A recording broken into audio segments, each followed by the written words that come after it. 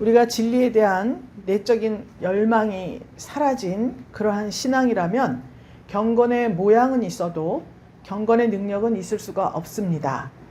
첫사랑의 뜨거움은 아득해지고 아주 습관적이고 형식주의적인 신앙 상태에서 우리가 돌이켜야 합니다.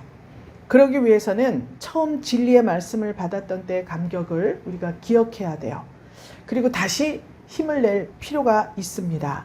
이것은 주님께서 정녕 상하고 애통하는 심령을 그대로 두지 않으시기 때문입니다. 오늘은 성령 강림절이에요. 성령 강림 주일입니다. 우리가 1차적으로 성령을 받고 예수를 구주라고 고백을 했어요. 그래서 우리가 구원을 받았습니다. 할렐루야. 그 다음에 이제 2차적으로는 그 성령께서 우리를 신앙생활, 즉 예수 그리스도의 인격에 합당한 그러한 인격, 신앙 인격을 갖추게 하기 위해서 성령께서 우리에게 은사를 주십니다. 그래서 방언도 하고 예언도 하고 또 병도 고치고 귀신도 쫓고 여러 가지 성령께서 그 영의 세계를 열어주셔서 은사를 주셔요. 그래서 그 은사를 가지고 이제 마음껏 신앙생활을 하면서 하나님의 세계를 경험하게 됩니다.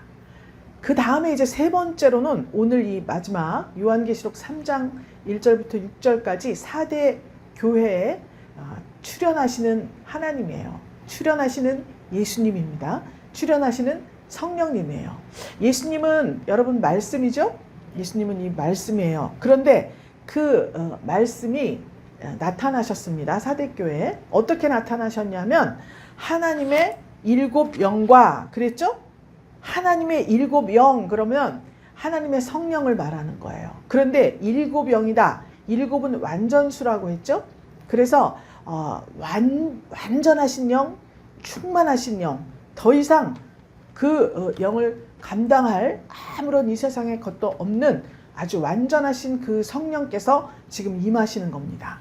그런데 7영과 7별을 가지신 이가 가라사대 그랬죠? 7별은 하나님의 사자들이에요. 별.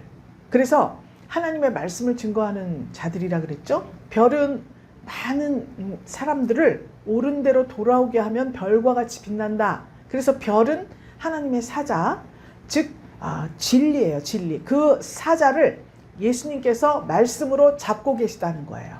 그러니까 오늘 이 4대 교회에 출현하시는 예수님은 성령 충만, 즉 진리의 영이신 성령, 그 영이 여기에 지금 찾아오신 겁니다.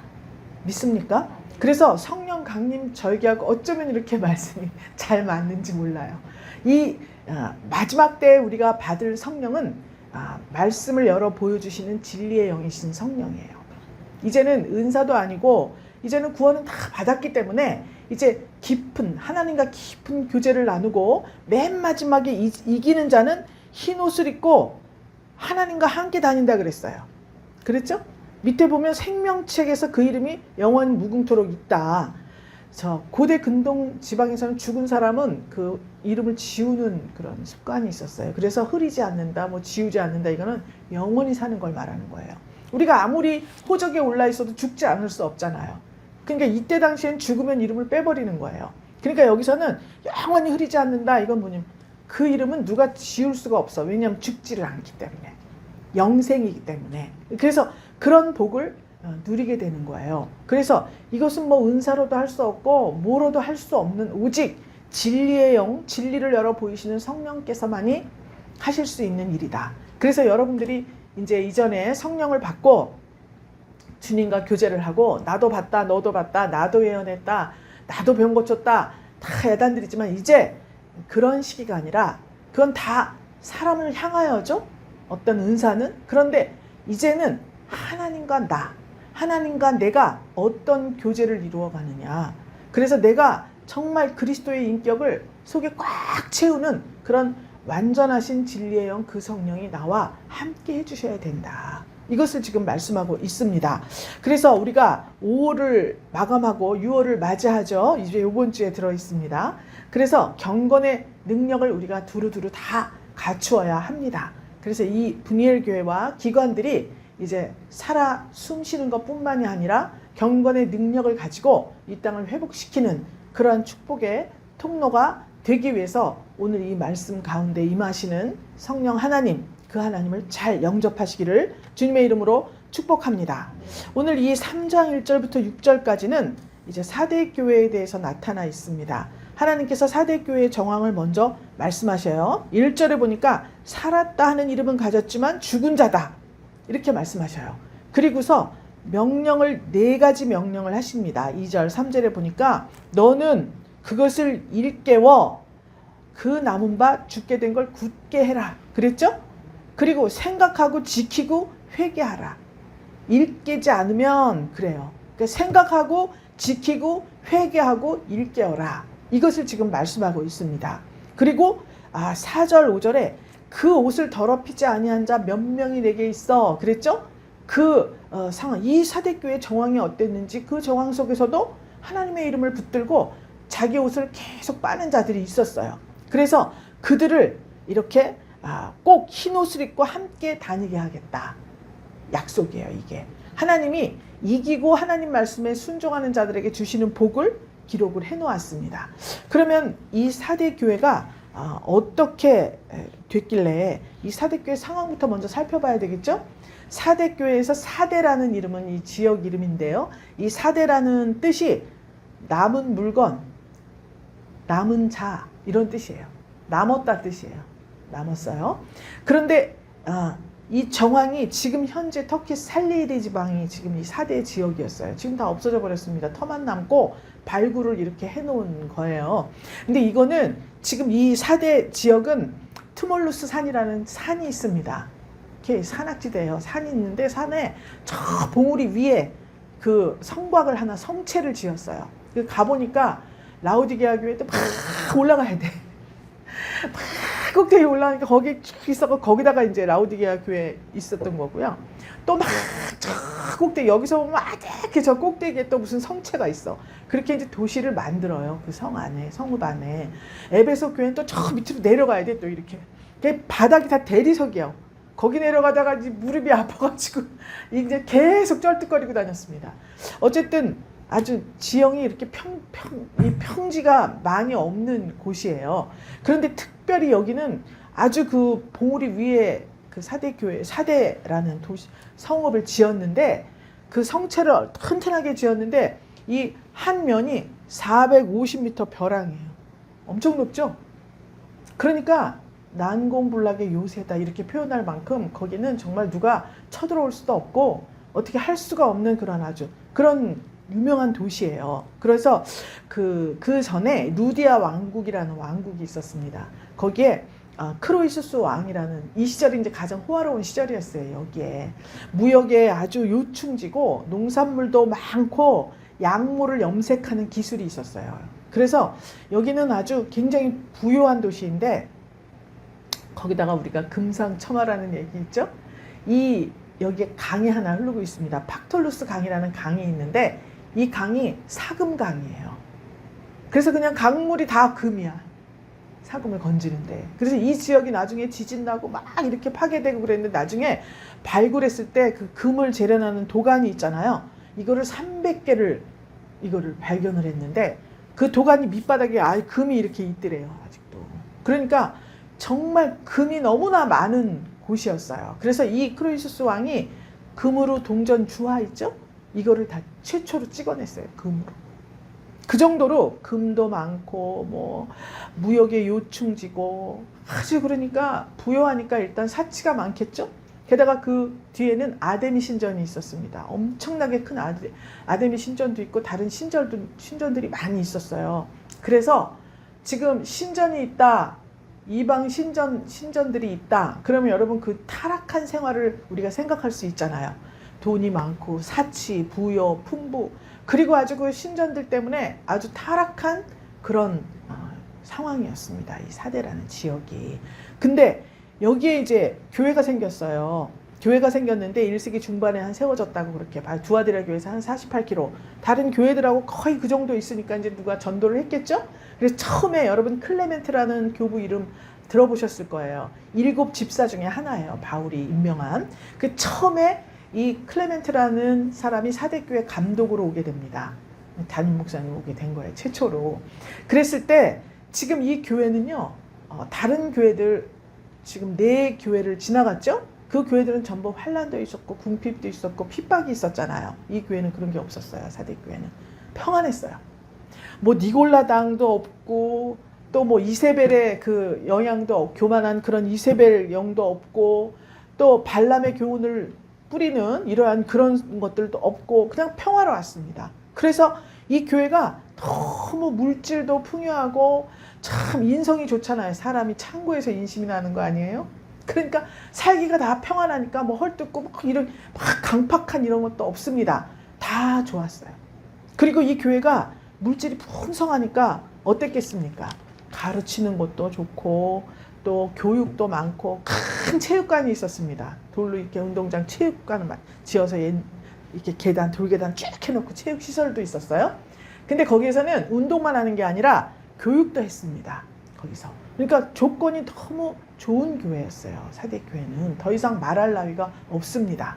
그런데 하나님께서 이 교회를 방문하시면서 특별히 7영과 7별을 가진 이로 드러내신 이유는 지금 이 신앙생활이 전부 다 습관적이고 형식주의에 빠져 있는 거예요. 특별한 환난이나 핍박이 없잖아요. 그렇죠? 그래서 그 사회 전체에 뭐 니골라당의 미혹이 있으면 조심해야 되고 뭐 해야 되고 그런 것도 없어. 발람의 거짓 선지자 같은 그런 것도 없어. 이세벨의 악행 이런 것도 없어. 그러니까 평안한 상태에서 좀 무기력해진 거예요. 그리고 화려한만을 동경하고 옛날에 우리 그 크로이시스 루디아 왕국 때 금이 이랬고 동전을 찍었고 뭐가 어땠고 뭐가 이 화려한 이런 과거를 생각하면서 현재 발전을 어떻게 해가야 되겠다라는 것은 외면한 그런 상태에 있었던 겁니다. 그래서 그냥 그날 똑같은 거예요. 우리는 다 가졌다 이렇게 살고 있었던 거죠. 그런데 희망이 없어요. 능력이 없어요. 그렇게 무기력한 영이 이 사대교회를 지배하고 있었습니다. 그러니까 당연히 영적으로 퇴보하겠죠. 능력이 없어요. 그래서 하나님께서 내가 살았다 하는 이름은 가졌으나 죽은 자로다. 그 교회를 감찰하시고 진단한 것이 살았다 하지만 죽었다. 이렇게 지금 말씀을 하고 있었습니다. 지금 우리 한국교회도 다 그렇진 않습니다. 부분적으로 물질도 풍요하고 정말 유능하신 분들이 많습니다. 그래서 단지 종교계의 어떤 지도자나 유명 인물임에도 불구하고 정치, 경제, 사회, 문화 여러 방면으로 영향력을 끼치는 그러한 분들이 많이 있어요. 그렇죠? 그래서 이 기독교가 사회적으로 위상도 굉장히 높아졌습니다. 높아져서 우리 국가 조찬 기도회도 하고 대통령도 또 찾아와서 종교 지도자들에게 권면도 받고 같이 회의도 하고 이런 여러 가지 모습은 좋아졌습니다. 그런데 그만 다른 부분에 있어서 영적 권위가 약화된 그런 부분들도 우리가 찾아볼 수가 있습니다. 어떻게 할 수 있을까요? 목사님이 훌륭하신 목사님이 훌륭하신 거예요. 그 목사님께 속해 있다고 성도들이 다 훌륭한 건 아닙니다. 그렇죠? 그런데 우리 목사님, 우리 교회 막 이렇게 하면서 자기 자신은 돌보지 않는 그런 마음들이 더 많아졌다는 거예요. 옛날에 비해서. 참 교회가 어렵고 힘들고 참 약하고 이러면은 가진 것도 없고 그러면 목사나 회중이나 같이 무릎을 꿇고 하나님 앞에 막 애통하면서 기도할 거 아니에요. 하나님 우리 교회를 세워주세요. 우리 교회가 진정 영혼을 살리는 아주 그런 통로가 되게 해주세요. 막 기도를 할 텐데 모든 것이 넉넉하고 사회적으로도 인지도가 있고 다 좋아졌습니다. 위상도 높아졌어요. 그런 갈급함과 애통하는 마음이 이전보다는 덜하여졌다. 하나님이 이렇게 보신 겁니다. 믿습니까? 그래서 하나님께서 살았다 하는 이름이 있다. 이 당시에 예배와 모임도 있었고요. 행위도 있었고 가르침도 있었고 다 있었습니다. 그런데 하나님 보시기에 온전하지 않았다는 거예요. 그 모든 것들 속에서 진정한 헌신과 이 마음이 그렇게 하나님 앞에 올려지지 않는 마음은 차갑고 행위로는 충만하고 이런 생활이 지속됐다는 거예요. 왜 이렇게 되었을까요? 진리에 대한 어떤 갈망이 없는 거예요. 우리가 신앙생활을 하면 할수록 하나님을 더 알고 싶고 그렇잖아요. 뭐 주일 설교하는데 그렇게 온종일 걸립니까? 이 책 저 책 다 뒤져보고 기도하고 뭘 그렇게 한 가지를 알면 또 알고 싶고 계속 진리에 대한 욕구가 있는 거예요. 그렇기 때문에 끊임없이 알고 싶어하는 이 갈망이 있는 것입니다. 이것이 있는 사람에게 하나님은 자기 자신을 열어 보여주시는 거예요. 이런 것도 있다, 이런 것도 있다, 이런 것도 있다 보여주시는데 그런 게 없어요. 다 됐다. 형식적인 이 예배 생활하고 뭐 공부하고 이 시간 하면 된다. 이런 사고방식을 가지고 있기 때문에 하나님께서 점점점 식어져 버린 그 마음, 이것에 대해서 살았다 하지만 죽은 자로다. 성장을 못하고 있구나. 그대로 그 자리에 머물러 있는 거예요. 잘못된 것이 아니라 성장을 해야 하는데 성장하려는 욕구가 없다. 지금 이렇게 말씀하고 있는 겁니다. 그래서 하나님께서 처방을 내려주셨어요. 뭐냐? 권고하시는 거예요. 2절 3절 말씀. 일깨워 그 남은 바 죽게 된 것을 굳게 하라. 내 하나님 앞에 내 행위에 온전한 것을 찾지 못했다. 이렇게 말씀하시죠. 그러니까 어떻게 받고 어떻게 들었는지 생각해라. 이 말씀을 하고 있는 거예요. 마치 에베소 교회에 하신 말씀과 같죠? 첫사랑을 회복해라. 이렇게 말씀하시는 것 같습니다. 처음에 복음을 들었을 때 기쁨과 감격을 우리는 다시 생각해야 합니다. 그래서 그 과거의 기억이 막 생각하니까 정말 오늘날 새로운 현재를 경험하게 만드는 거예요. 그러니까 처음 우리가 이 교회에서 우리 같이 신앙생활했죠? 30년 전인가 40년 전인 것 같아요. 처음에 이제 새로운 목사님이 오셨는데 어떤 말씀을 딱 선포하시는데 이전에 듣던 말씀이 아니에요. 그래서 우리가 눈이 번쩍 뜨이는 것 같았잖아요. 정말 누가 정신을 확 들게 하는 것 같은 그런 너무 은혜를 받았습니다. 새로운 말씀을 받으니까. 그래서 그때부터 아주 정말 뜨거운 마음으로 그렇게 신앙생활을 했어요. 우리 권사님하고 또 저 미국에 있는 낸시 권사님도 선교사님도 마찬가지인데 같이 그냥 겨울이고 밤이고 낮이고 새벽 맨날 교회 가서 철야하고 교회에서 자고 기도하고 그냥 중심이 교회였습니다. 어떻게 그렇게 살았는지 몰라요. 그렇죠? 그렇게 뜨거웠던 그런 기쁨과 감격이 있어요. 주님을 만난, 이전에 알지 못했던 주님을 만난 감격.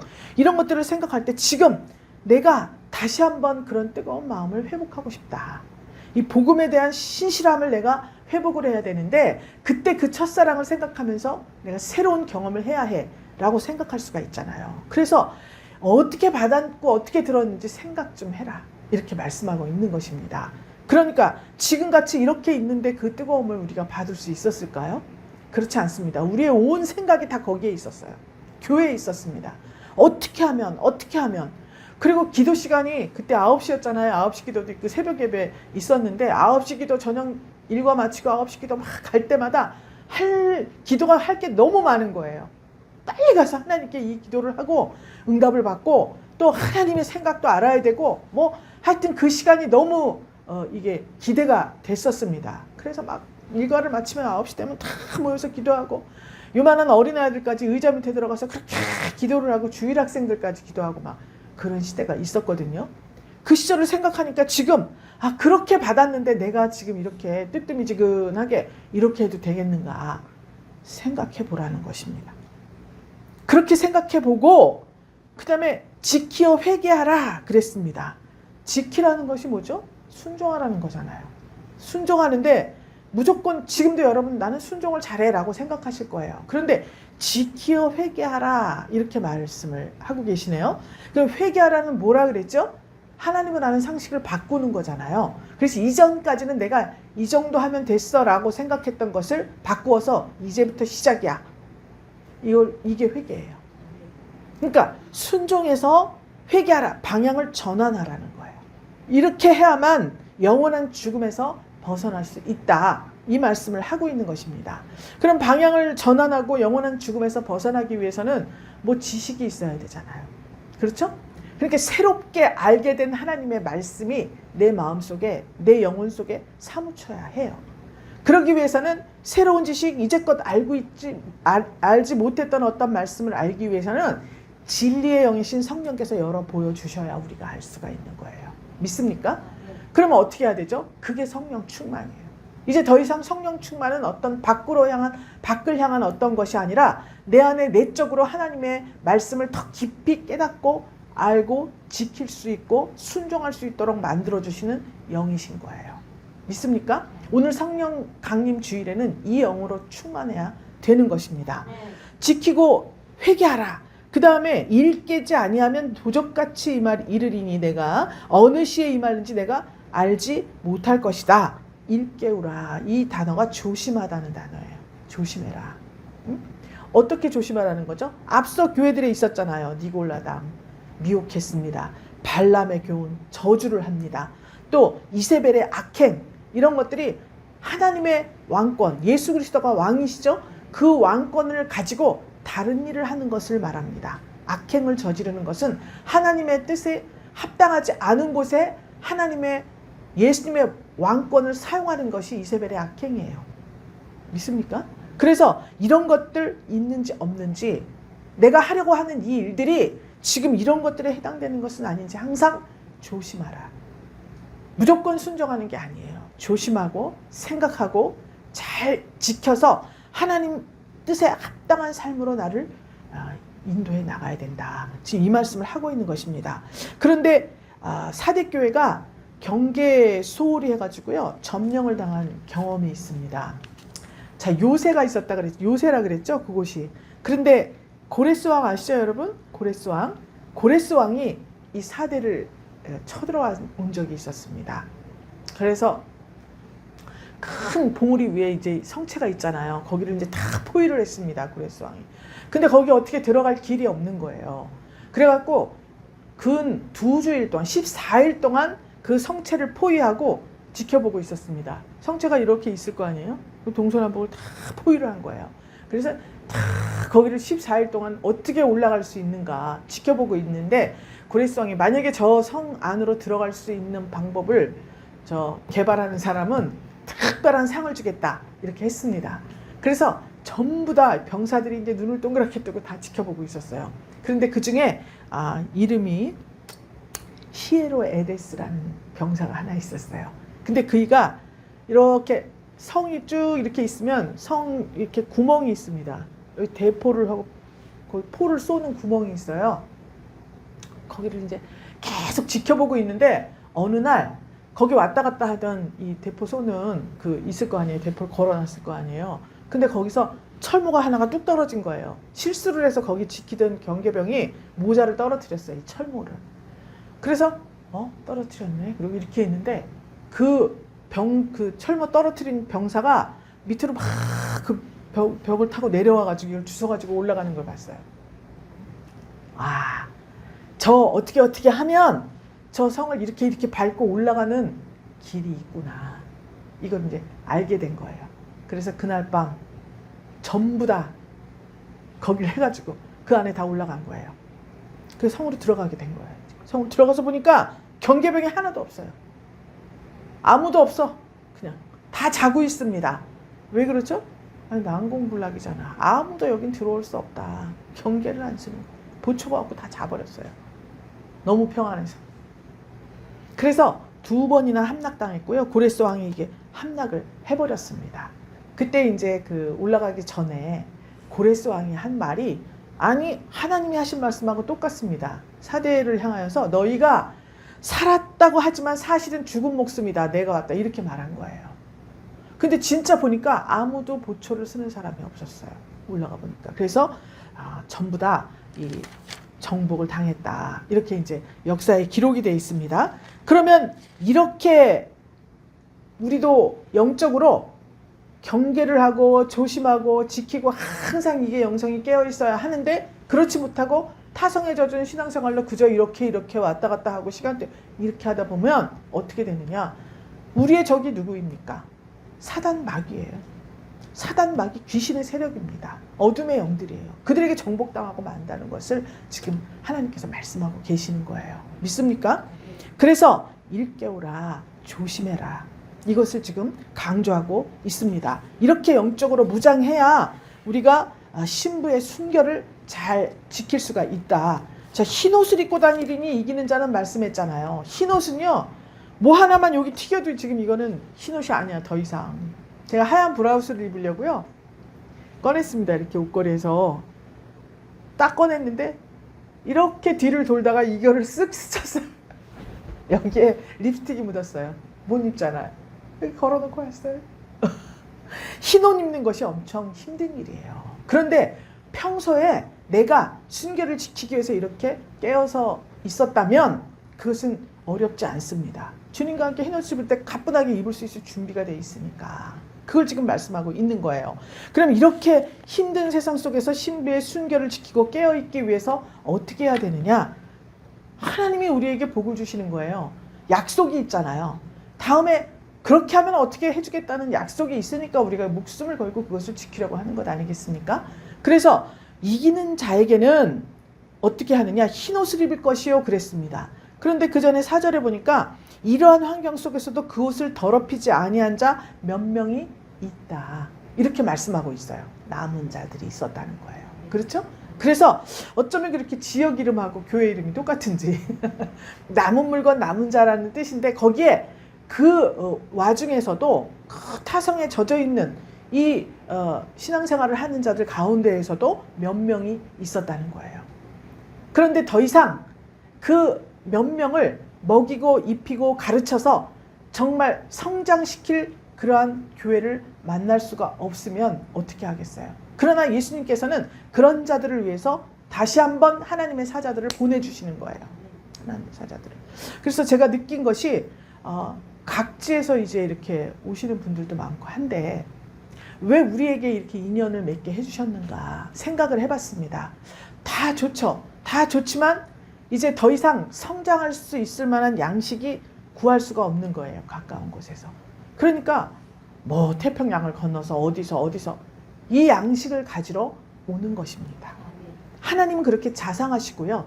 시공을 초월하시는 분이잖아요. 그런 것들은 아무 문제도 되지를 않습니다. 그래서 힘들게 신앙생활을 할 수가 없으니까 요즘에 이제 온라인 예배가 또 많지 않습니까? 이런 여러 가지 환경들을 통해서 하나님께서는 이 남은 자들, 그 옷을 더럽히지 아니한 자 몇 명을 위해서 하나님께서는 이 세상의 모든 제도도 바꾸시고 환경도 바꾸시고 어떠한 일 가운데에서도 분명히 전화위복이 되는 그러한 역사를 이루어 주시더라는 거죠. 믿습니까? 그래서 그 남은 자들은 흰옷을 입고 함께 다니게 될 것이다. 영원 복락입니다. 신부입니다. 그래서 이기는 자는 이와 같이 흰옷을 입을 것이요. 하나님이 반드시 이 어렵고 환난, 핍박 이런 것들은요 오히려 견디기가 쉽습니다. 외부로부터 오는 자극이잖아요. 그래서 목숨 걸고 대항할 수 있는 사람이 오히려 많습니다. 그런데 평안하다 이러한 시기에 무슨 일 없다 아무 일 없다 하는 시기에 이런 믿음을 지키고 그 믿음을 가지고 성장하려고 몸부림치는 사람은 정말 힘든 몇 명 구할 수가 없는 그런 모습들이에요. 다 평안하고 다 잘 되는데 뭘 더 강구하겠습니까? 그러니까 이런 때에 거기에서 남은 자들 몇 명, 이 자들 이기는 자들에게는 반드시 흰옷을 입혀주고 또 그 이름을 생명책에서 반드시 흐리지 아니하고 이건 뭐냐면 영생을 보장하신다는 말씀이에요. 그래서 그렇게 하나님께서 상을 주시는 거죠. 생명책의 이름이 정말 기록된다. 그 다음에 가장 중요한 것은 그 이름을 내 아버지 앞과 그 천사들 앞에서 시인하리라 이렇게 말씀하고 있습니다. 여기에서 시인하리라 라고 하는 헬라어 단어는 어떤 법정 고백이에요. 법정 용어인데 이게 법적인 구속력이 있다 이런 의미예요. 그러니까 내 앞에서 내 아버지 앞과 그 천사들 앞에서 시인하리라 이것은 그의 신분을 아무도 바꿀 자가 없다는 거예요. 하나님이 딱 정해놓으신 그런 신분이기 때문에 아무도 그 신분에 대해서 뭐라고 말할 사람이 없다는 거예요. 여러분 믿습니까? 그래서 이러한 복을 주겠다라고 말씀하는 겁니다. 신약시대에 예수님이 오셔서 초막절 끝날에 성령 강림절이죠. 그날에 초막절 끝날이면 물잔치 불잔치 하는 날이라 그랬죠. 마지막 날에는 실로암에 가서 물을 퍼다가 막 다 여기 제단에 끼얹고 그냥 물잔치 하는 날이에요. 근데 목마른 자는 다 내게로 오라 이렇게 말씀하잖아요. 그럼 왜 그러느냐? 그럼 물을 길어와야 돼요. 초막절에는 그죠? 길어다가 이걸 붓고 막 해야 됩니다. 그러니까 한 잔 내가 컵을 가지고 있어도 내가 마시고 여러분 나눠 마시면 어디 가서 또 떠와야 돼요. 그런데 예수님이 말씀하셨죠? 배에서 생수의 강이 흐르게 하겠다. 터지게 하겠다. 이렇게 말씀을 하신 거예요. 그럼 흰 옷을 입고 영원히 주님과 함께 다니겠다 말씀하셨죠? 근데 어딜 다닌다는 거죠? 생명수 강가를 다니는 거죠. 생명수 강가. 그래서 진짜 우리 육신이 죽고 예수님이 재림하셔서 갈 그 나라에서도 그렇게 하겠죠. 그런데 이미 첫째 부활에 참여한 자들이라 그랬죠. 그래서 이 흰옷 입은 자들, 주님께 택함 받은 자들은 천년왕국에서 그 생명수 강가의 축복을 누리는 거예요. 그 생명수 강가에서는 나무가 있는데 12가지 실과를 맺는다. 매달 맺는다 그랬어요. 그렇죠? 그러니까 이런 축복을 주는 거예요. 아니, 흰옷을 입고 지금 어딜 다닌다는 거지? 나와 함께 다니리라. 어딜 다녀요? 여길 다니는 거예요. 여러분, 이 축복을 받으세요. 그래서 성령 강림 주일이면 이전에는 은사나 은혜나 뭐 무엇을 구했다면 오늘은 특별히 하나님 앞에 이 축복을 구하세요. 하나님, 이 사대교회에서 나타나신 진리의 영이신 성령께서 오셔서 나에게 주신 말씀, 이기는 자는 반드시 흰옷을 입고 나와 함께 다니는데 생명수 강가에 그 12가지 실과를 달마다 맺으면서 다니는 그곳에서 내가 주님과 함께 흰옷을 입고 다니게 해주세요. 저는 진리의 영으로 충만하기를 원합니다. 하나님께서 열어 보여주시는 진리의 말씀을 가지고 내 인생을 다시 한번 새 창조 되기를 원합니다. 새 창조 받기를 원합니다. 이렇게 기도하셔서 정말 5월을 잘 마감하시고 6월에는 이 성령 강림 절기입니다. 그래서 6월에는 내 심령이 새롭게 창조되고 내 가정에 이제 이전에 있던 모든 숙제들이 다 풀리고 새로운 역사가 나타나고 사업장과 직장 속에서도 새로운 그러한 일들이 하나님 충만하게 임하는 귀한 역사가 있으시기를 주님의 이름으로 축복합니다. 하나님 감사드립니다. 오늘 성령 강림 주일에 이제 하나님의 7영과 7별을 가지신 예수께서 우리에게 하시는 말씀을 하나님 감사함으로 받았습니다. 이제 진리의 영이신 성령께서 강림하셔서 우리에게 흰옷을 입히시고 상하고 애통하는 심령들을 인도하시고 생명수 강가에서 함께 다니겠다고 말씀하신 귀한 약속의 말씀을 믿습니다.